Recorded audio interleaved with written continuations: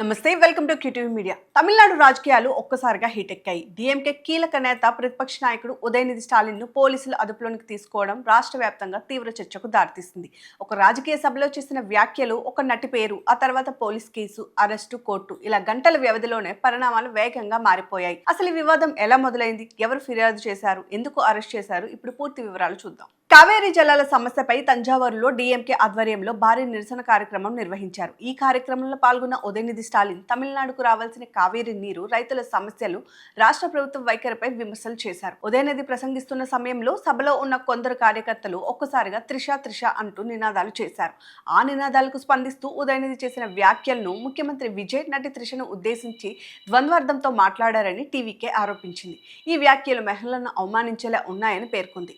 దీంతో టీవీకే నాయకులు తంజావూరు పోలీసులకు ఫిర్యాదు చేయడంతో పాటు జాతీయ మహిళా కమిషన్ కూడా ఆశ్రయించారు. ఫిర్యాదు ఆధారంగా పోలీసులు ఉదయనిధి స్టాలిన్ పై పలు చట్టపరమైన సెక్షన్ల కింద ఎఫ్ఐఆర్ నమోదు చేశారు. అనంతరం చెన్నైలో ఆయనను పోలీసులు అదుపులోనికి తీసుకుని విచారణకు తరలించారు. అయితే ఈ కేసుపై ఉదయనిధి స్టాలిన్ తీవ్రంగా స్పందించారు. తాను త్రిష పేరును ప్రస్తావించలేదని, తన వ్యాఖ్యలను కావాలనే వక్రీకరించారని ఆరోపించారు. ఇది రాజకీయ కక్షపూరితంలో భాగమేనని డీఎంకే కూడా పేర్కొంది. మరోవైపు టీవీకే మాత్రం మహిళలను కించపరిచే వ్యాఖ్యలపై చట్ట ప్రకారం చర్యలు తీసుకున్నామని చెబుతోంది.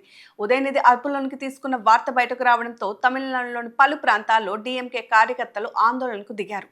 కొన్ని చోట్ల ఉద్రిక్త పరిస్థితులు నెలకొనడంతో పోలీసులు అదనపు బలగాలను మోహరించారు. ఇదిలా ఉండగా ఉదయనిధి స్టాలిన్ తరపు న్యాయవాదులు మద్రాస్ హైకోర్టును ఆశ్రయించారు. విచారణ సందర్భంగా ప్రభుత్వం ఆయనకు దీర్ఘకాల రిమాండ్ పంపే ఉద్దేశం లేదని కోర్టుకు తెలిపింది. అనంతరం ఆయనకు స్టేషన్ బెయిల్ లభించడంతో తక్షణ ఉపశమనం దక్కింది. ఇక మొత్తానికి కావేరీ సమస్యపై జరిగిన ఒక రాజకీయ సభలో మొదలైన వివాదం ఇప్పుడు తమిళనాడు రాజకీయాల్లో పెద్ద చర్చకు దారితీసింది. ఒకవైపు మహిళలను అవమానించే వ్యాఖ్యలంటూ ఆరోపణలు, మరొక వైపు రాజకీయ కక్ష సాధింపులంటూ డీఎంకే వాదనలు. ఈ కేసు విచారణ, రాజకీయ పరిణామాలు రాబోయే రోజుల్లో ఎలాంటి మలుపు తిరుగుతాయో చూడాల్సి ఉంది.